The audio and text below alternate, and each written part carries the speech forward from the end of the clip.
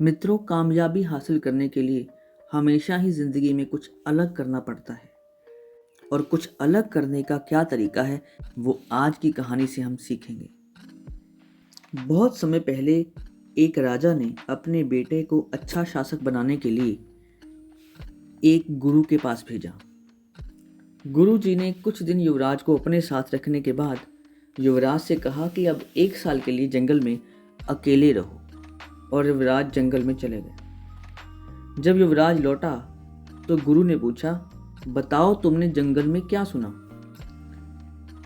युवराज ने कहा, मैंने कोयल की आवाज़ सुनी, नदियों की कलकल सुनी, पत्तियों की सरसराहट सुनी, मधुमक्खियों की गुंजन सुनी, मैंने झिंगुरों का शोर सुना, हवा की धुन सुनी। इस तरह युवराज ने अपना सारा अनुभव सुना दिया। जब युवराज ने अपनी आप बीती बता दी तब गुरुजी बोले, अच्छा है, अब तुम एक बार फिर जंगल जाओ और जब तक कुछ नई आवाजें ना सुनाई दें तब तक मत लौटना।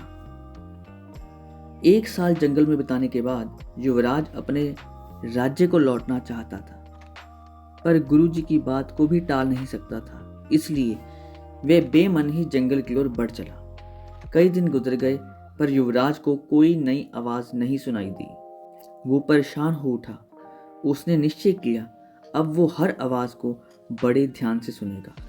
फिर एक सुबह उसे कुछ अनजानी सी आवाजें हल्की हल्की सुनाई देने लगी। इस घटना के कुछ दिनों बाद जब गुरुजी के पास वापस लौटा और बोला, पहले तो मुझे वही ध्वनियां सुनाई दी जो मुझे पहले सुनाई देती थी, लेकिन एक दिन जब मैंने बहुत ध्यान से सुनना शुरू किया तो मुझे वो सुनाई देने लगा जो पहले कभी सुनाई नहीं दिया। मुझे कलियों के खिलने की आवाज सुनने लगी। मुझे धरती पर पड़ती सूर्य की किरणों, तितलियों के गीतों और घास पर सुबह की ओस पीने की ध्वनियां सुनाई देने लगी।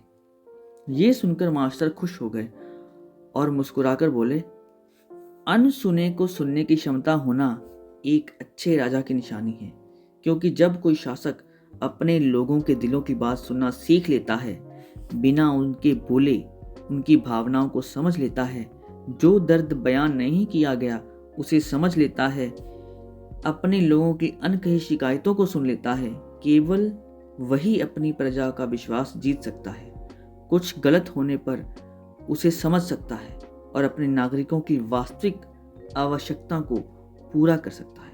मित्रों, हमें भी अगर अपनी फील्ड का मास्टर बनना है तो हमें भी वो सुनना सीखना होगा जो कहा नहीं गया। यानी उस युवराज की तरह बहुत अलर्ट होकर काम करना होगा और अपने साथ काम करने वालों की ज़रूरतों और भावनाओं का ख्याल रखना होगा।